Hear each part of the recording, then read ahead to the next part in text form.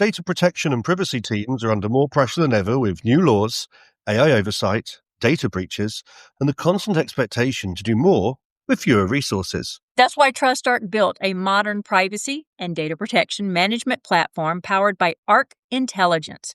It unifies your tools, automates the work that slows you down, and surfaces what matters most right when you need it. From guided quick actions to our intelligent assistant, Ask Arc, you get credible, contextual answers backed by expert research, not generic AI guesses. Finally, privacy that works the way privacy pros work. Learn how TrustArc helps teams move faster with confidence at trustarc.com/serious-privacy. That's trustarc.com/serious-privacy.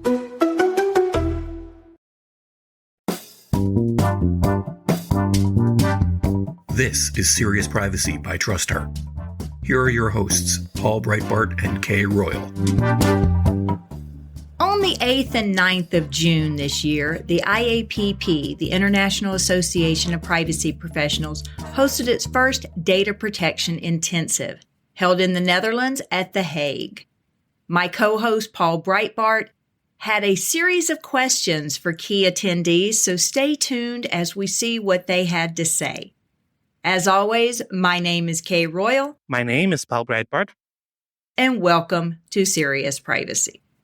Vanessa van Kuilenburg, DPO for the Dutch Authorities for Consumers and Markets, Competition Authority.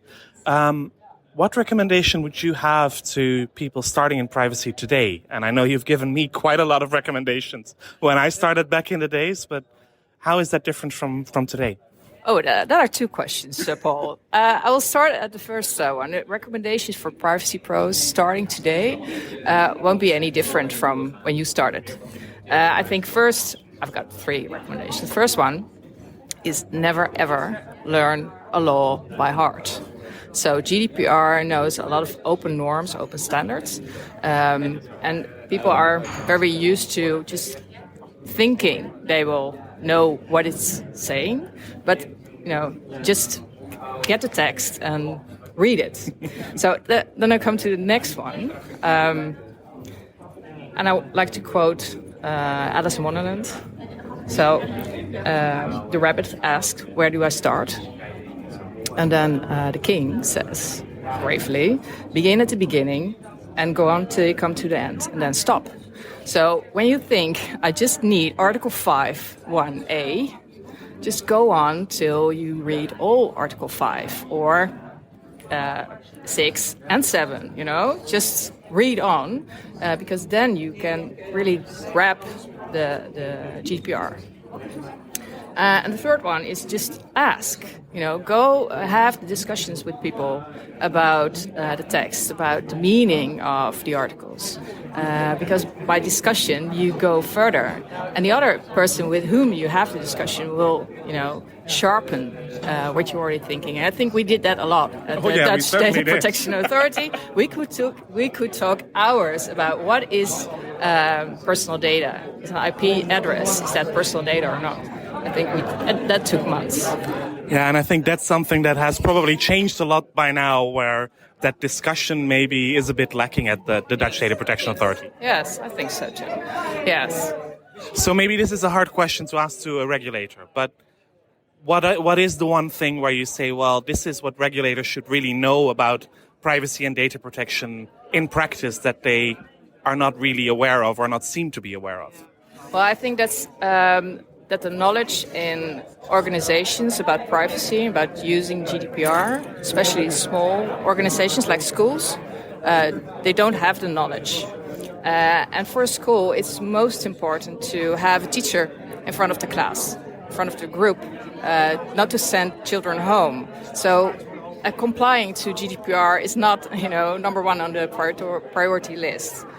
So they're not unwilling, and I think people are more aware than they used to be, and that increases. But I think the regulators should realize that people are not unwilling, but the knowledge is not on the level where you want it to be.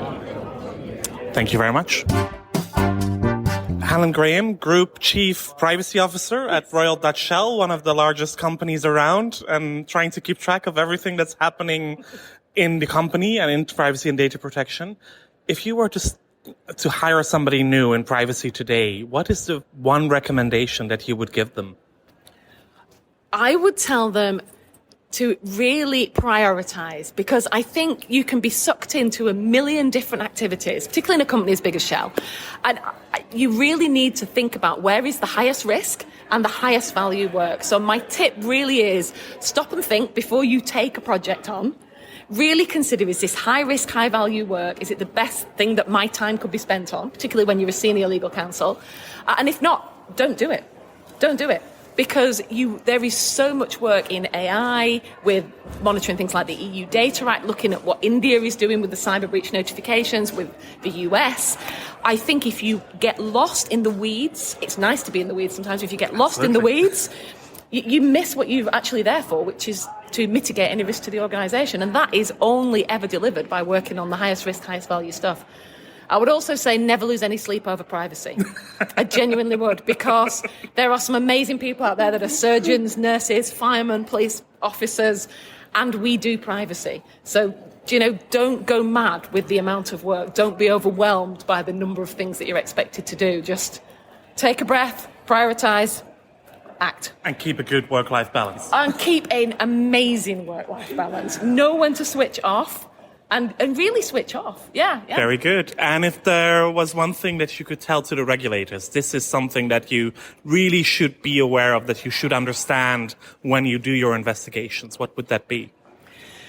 So I think that would be, we're really trying. It's really difficult with some of the wording of some of the guidance and some of the legislation for us to be able to implement that in the way that they would like to see it implemented, because we are trying to right-size the organisation to the guidance, and that's really tricky. Really logistics, governance, really having to remap that for all the new legislation. So I would say if they had more guidance from industry professionals when delivering some of the guidance, not so much the legislation, because I think interpretations, can be 15 different shades, but I think with the guidance, particularly that the regulators deliver, make it practical, make it sensible, make it simple for us to follow, and we will follow it. We want to get it right. We want our customers and our employees to trust us. We don't want to mess around with people's data. Very good. Thank you so much. You're very welcome. So I'm standing here right now with Wanne Pemmelaar, CEO and co-founder of Filers Keepers, new data retention software that's just come into the market, maybe a few years, but I've just seen a demo. It looks pretty impressive. And a nice shade of green, not the green you're used to from the privacy community, but a different shade of green. So Wanne, before we go into all the questions that I'm asking everybody here at the conference, can you tell me a bit more about, first of all, how you ended up here as CEO of Filers Keepers? Because I think the people that know you in suit and tie as one of the main privacy lawyers here in the Netherlands. Well, thank you, Paul. And so I have a background as a global data protection lawyer. Used to work for a top-tier law firm here in the Netherlands, and did a lot of work for Dutch multinationals and international multinationals who took us basically anywhere in the world, whether it be like a credit card deal in Singapore or litigation in France or always on the road. Always on the road. And one day a client came to us and said, "Hey, we're in 78 countries. Can you just let us know what the retention obligations are that are applicable to us?" And the partner we were working with, who was a public notary, said yes, of course, because he wanted to make money. So off we went. We engaged 60 law firms in 78 countries. Client was smarter, of course. They gave us a fixed fee budget per country, and very soon this whole process got stuck. The guys in New Zealand said to us, here are 4 retention periods. They missed about 400 rules. It seems like each and every lawyer had his or her own interpretation of what the retention obligation was. Some of the work was really well done. Most of it wasn't. And some of it's just plain nonsense. So we had to go back to those law firms, ask them, why did you write this down? They said yeah, whoops, you got me. We hired a student intern or a temp worker. They left the job already. I'm not sure why they've written this down. Could have done better for us principal, but the budget was finished. What are we going to do? We had to write off about 300,000 euros in cost going over budget, which is even more in dollars for the US listeners. That was the moment that my co-founder and I looked at each other and said, the business model is wrong. There should be a product, not a service. It should be scalable. It should no matter if you open up Slovenia, China, or the US. It should just follow the same structure, same style for reporting, and it should be cheap. So that's how we started 4 years ago with absolutely nothing to show for it.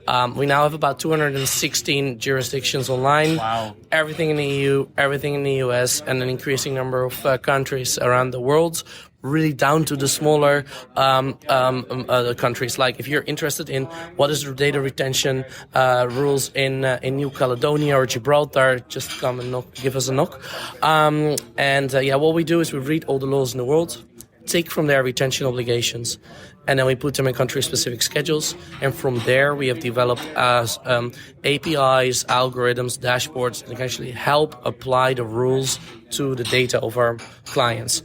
And that's where, we're very scalable. We are very focused on integrations with the big privacy vendors like Xtero, like Big ID, and the likes.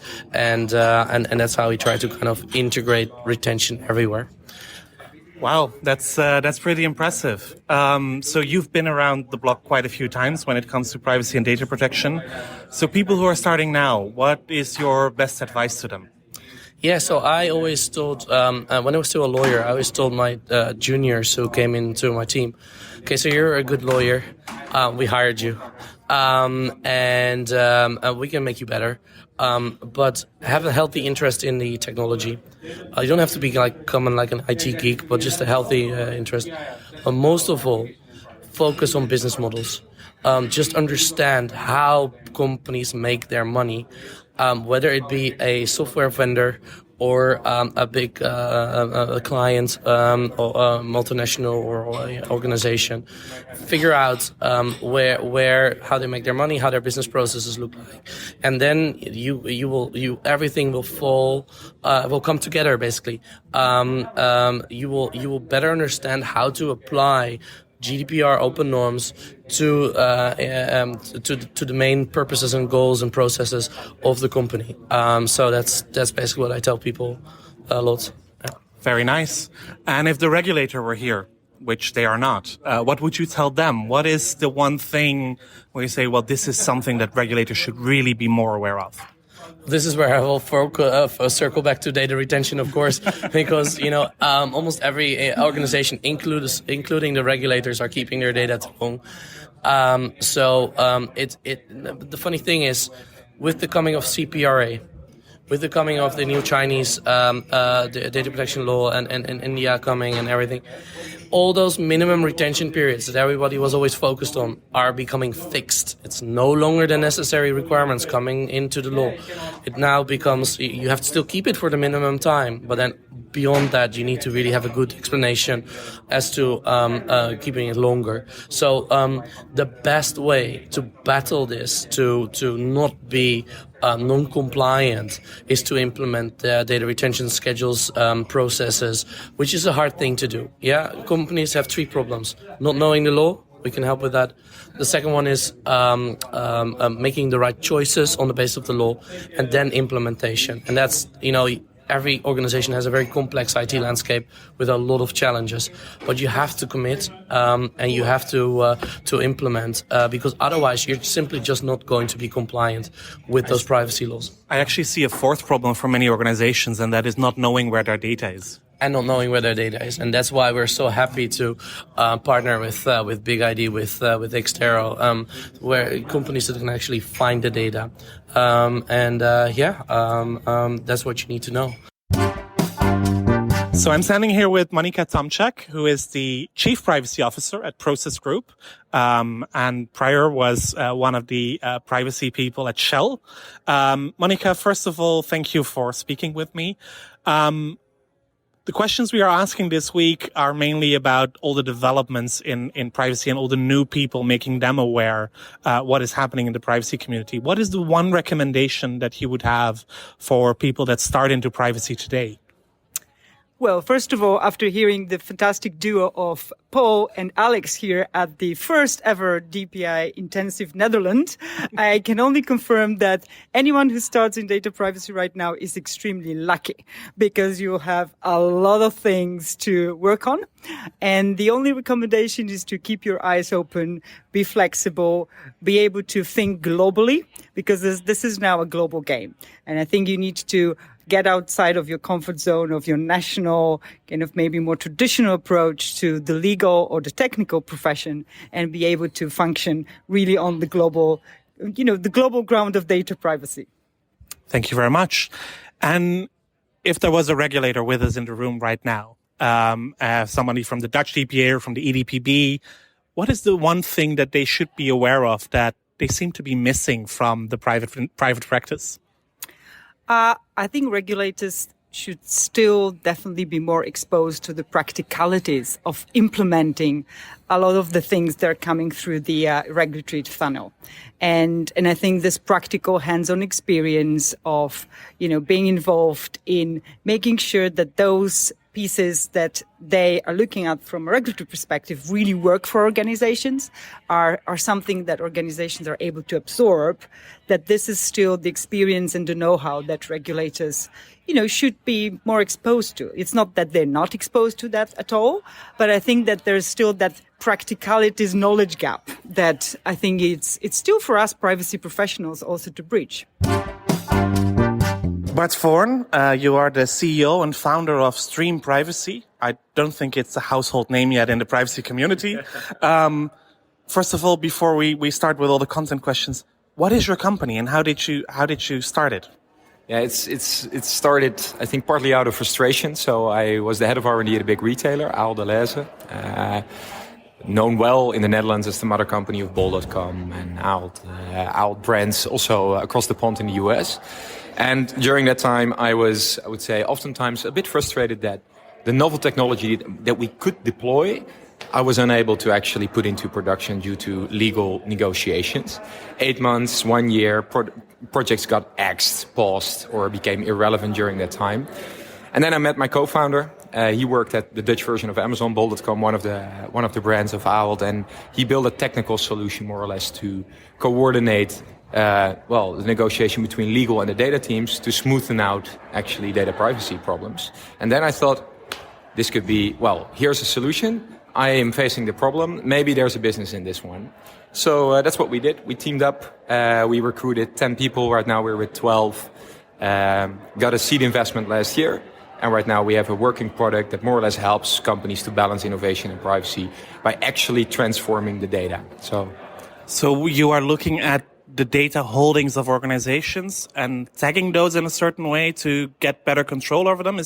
Do I understand that correctly? Yeah, partly. So what we do is there's a lot of tooling in the market, in the privacy market right now that helps DPOs or people that have to govern data or compliancy to kind of see what's happening. And we think we're really convinced that we need to shift left for data privacy, which means you have to be there when a data point starts living in order to classify it rightly, for example, attaching the right legal ground or purpose to the data point. And if you're there, really at the first moment a data point starts living, it becomes way more easy to more or less track data or to ensure that you apply the right anonymization techniques. So that's what we do. We gather data, or we help companies gather data, immediately classify it, and then also transform the data in what we call privacy streams. And a privacy stream is it's a data stream that contains only the information for the right purpose under which you gather the data. And that speeds up innovation, because then teams can just build against a data stream that only contains the right info. And is this on-premise, cloud-based? Are you only Amazon Web Services or Google Cloud, or are you agnostic? How do you work? Yes, we try to be agnostic as long as we can. So we started with our own infra.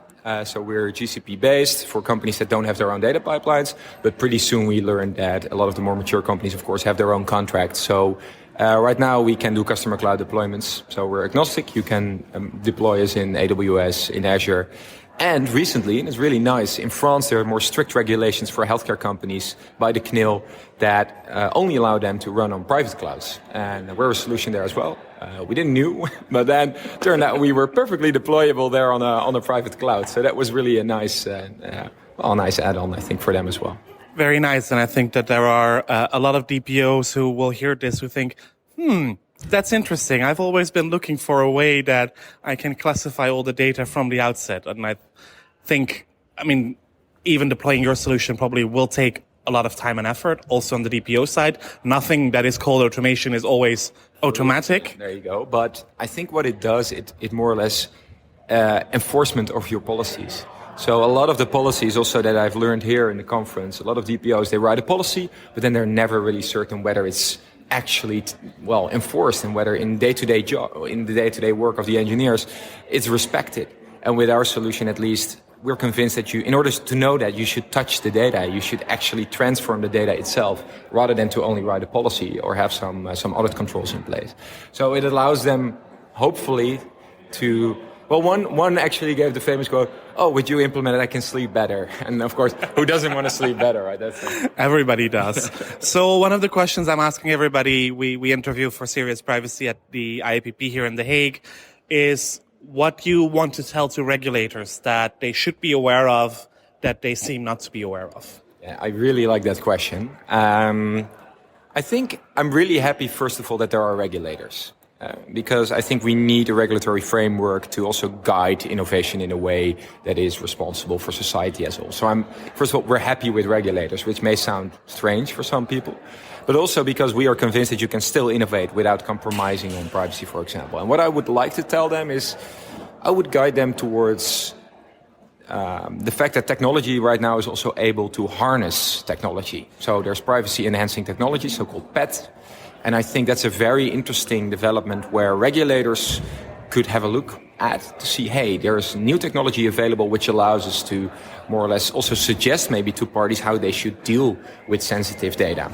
That would be a nice one. And I think the next one is to do some introspection and also see, hey, how can we use technology to regulate, right? Can they use technology themselves other than sometimes also, I would say, imposing a lot of paperwork or Excel files or whatever that need to be filled out. So can we automate regulation in a way?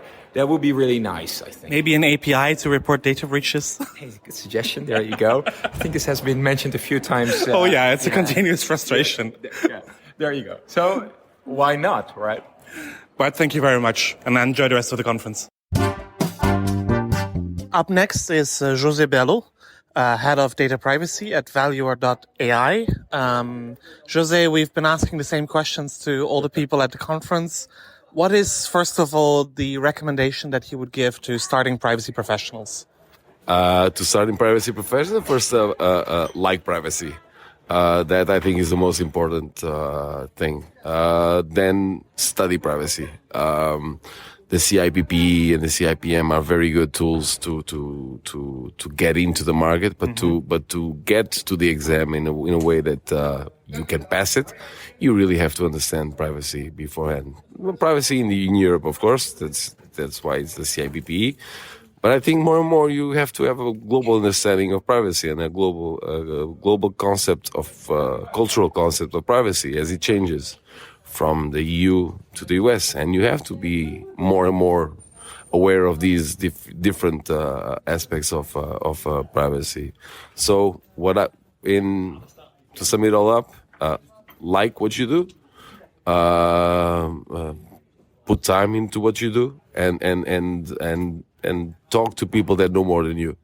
That was probably the thing that changed a lot of things for me.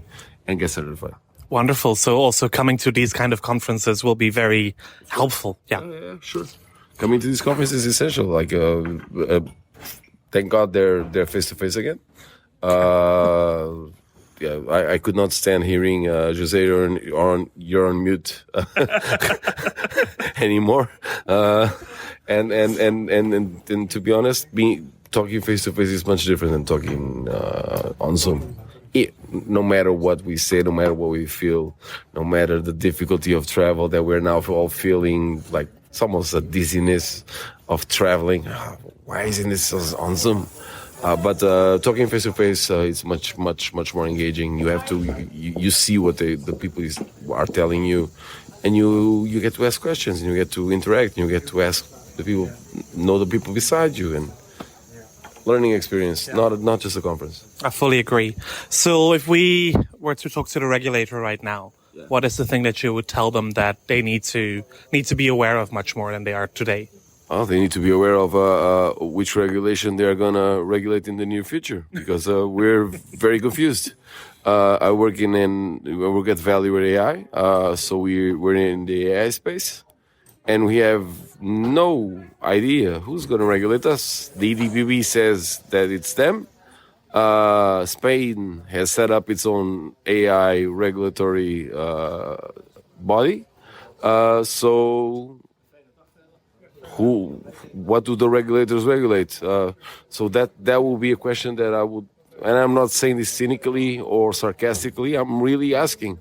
Regulators, what are you regulating in the very near future? And please be aware to also budget and add personnel to it, because if you're adding more regulations to your already limited budget, it's quite difficult to if you're not able to enforce the GDPR, are you going to be able to enforce everything else? Wow, that's a good lesson. Thank you very much, Jose. Thank you. I'm sitting here with Zach Voet, Programming and Speaker Coordinator for the Data Protection Intensive, including here in the Netherlands. Yes. First time in The Hague after a delay of 2 years, but very happy that you are here finally. We're very happy that we're here finally. Are you satisfied? I am very satisfied. Yes, it wasn't just a quiet 2 years while we waited. We did have a virtual version of our original hoped-for event last year, and while we were happy with the way that went, and it let people connect in a time when they certainly desperately needed to connect, this is certainly a whole different ball of wax. And everybody I have talked to, I'm pretty sure they're being honest with me. It sounds like they're being honest with me, has been very happy with the content that we've brought. We, as an organization at IAPP, have been very happy with the numbers we've seen, with the feedback we have received from about everything from the content to our speakers, to our sponsors, to the location. A lot of people, when we've mentioned both in the company and people who aren't in this world that we were coming to the Netherlands and being able to have our first in-person event here, they said, where in Amsterdam? Yes. And especially outside of the Netherlands, you could see why people might say, well, which part of Amsterdam are you going to? And then I say, no, it's going to be at The Hague. And once I explain why, they say, oh, well, of course, that makes perfect sense. Where else would it be? And I'm so happy just on a personal level because I've never been to The Hague. And now I've been here for almost a week, and it's a beautiful city. And we can't wait to be back next year. Well, that's already very good news. I'm very proud to call this city my home. Yep. And I had been advocating with your colleagues for a while that if they would ever come to the Netherlands, that The Hague should be the place, because The Hague is the international city of peace, justice, and now also more and more of security. So that really is fitting to have a big privacy event here in town. Well, you clearly are not one of the people that was surprised. You were one of the people that knew absolutely that if we're coming to the Netherlands, we're coming to The Hague. And when I first started the IAPP, I was sort of asking, where are we already? And they were explaining where we were in Europe, the events we would have in North America, in Asia, Australia, New Zealand, and where we were looking to expand. And when I was told the Netherlands, that's great, but why the Netherlands next?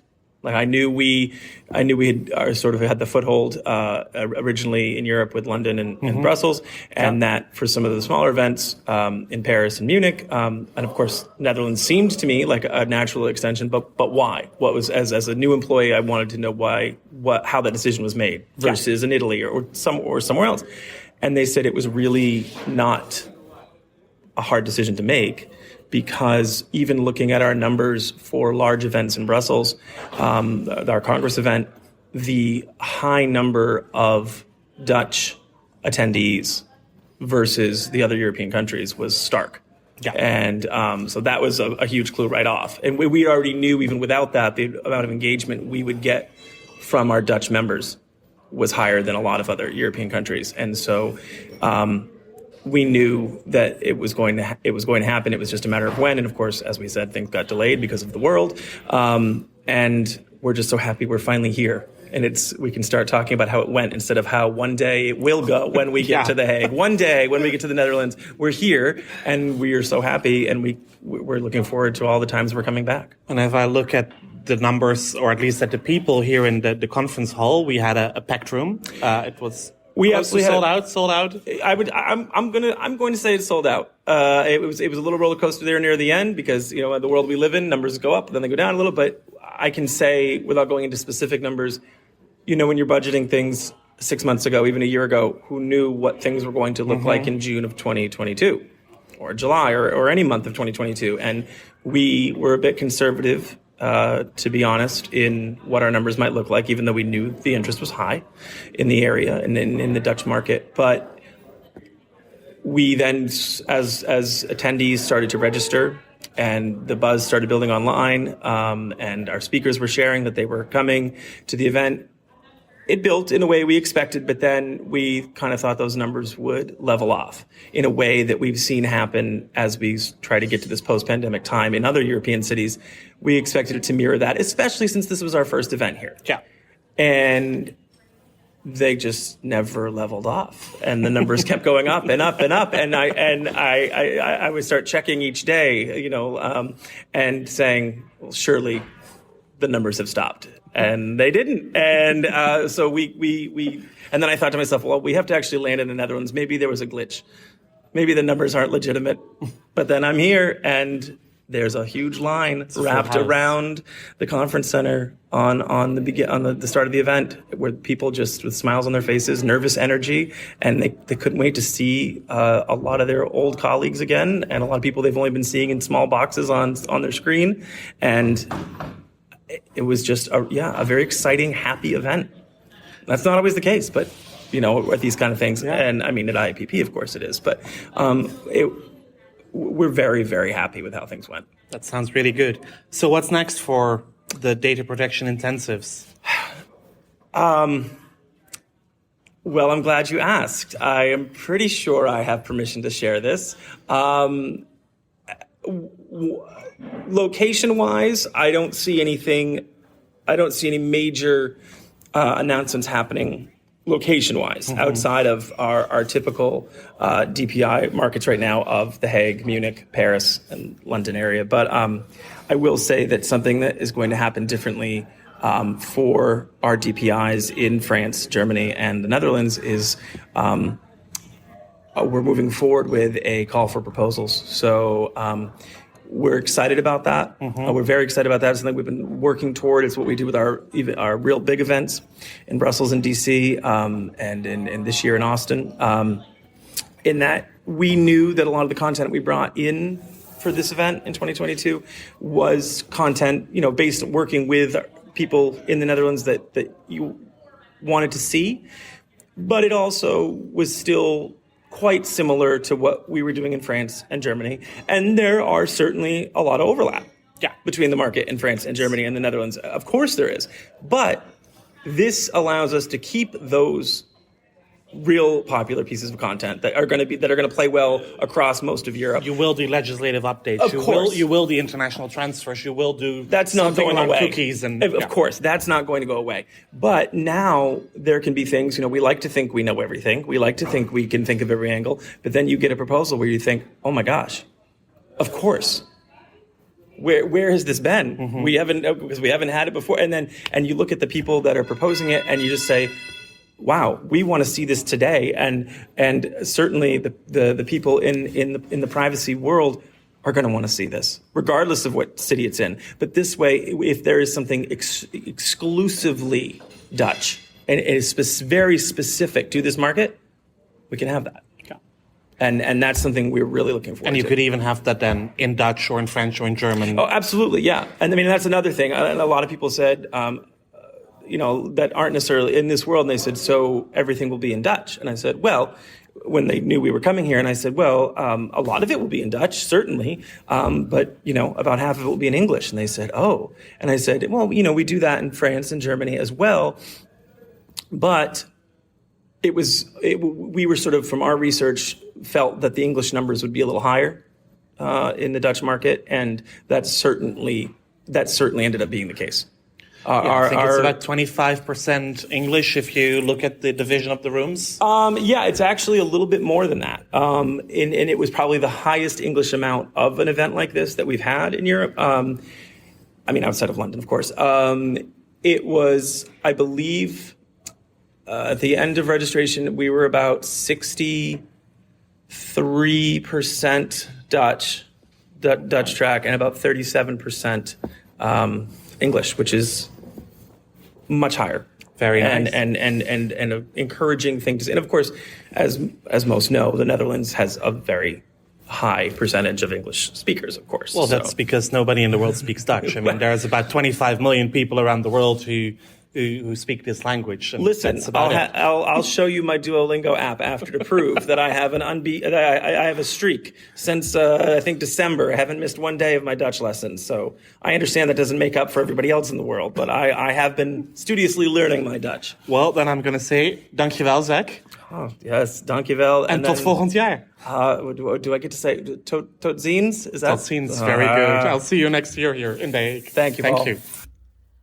And that's it for another episode of Serious Privacy. Thank you for listening. If you like our series, please do tell your friends and colleagues about us and rate and review our episodes in your favorite podcast app or on your favorite podcast platform. And should you have any questions or suggestions, please reach out to us via seriousprivacy@trustarc.com, via Twitter at @podcastprivacy, or via LinkedIn. Just look for Serious Privacy. You will find Kay on Twitter as Heart of Privacy and myself as Europol B.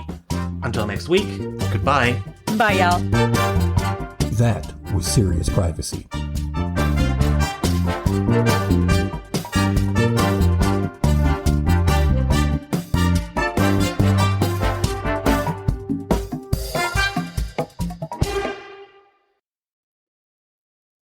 If you're a data protection or privacy professional, you already know the pressure.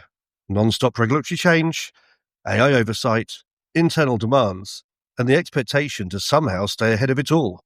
And the old patchwork of tools just isn't cutting it anymore. No, that's why TrustArc created a modern privacy management platform powered by Arc Intelligence. The TrustArc platform brings your workflows, evidence, research, tasks, and applications all together in one unified and intelligent workspace so you don't waste time digging, clicking, or context switching. With Ask Arc, your privacy assistant, you can ask plain language questions about laws, jurisdictions, or even your own program data and get credible, cited answers based on NIMD research and more than 1,000 global laws. It's explainable, transparent, and purpose-built for data protection and privacy. So if you need to add a vendor, create a cookie banner, or start an assessment, quick actions take formally complex tasks, turn them into bite-sized guided workflows to save you time. It's a platform that thinks like you, works like you, and helps you move faster with confidence, whether you're a seasoned DPO or you're just getting started. See how modern privacy gets done. Explore Arc at trustarc.com/serious-privacy. That's trustarc.com/serious-privacy.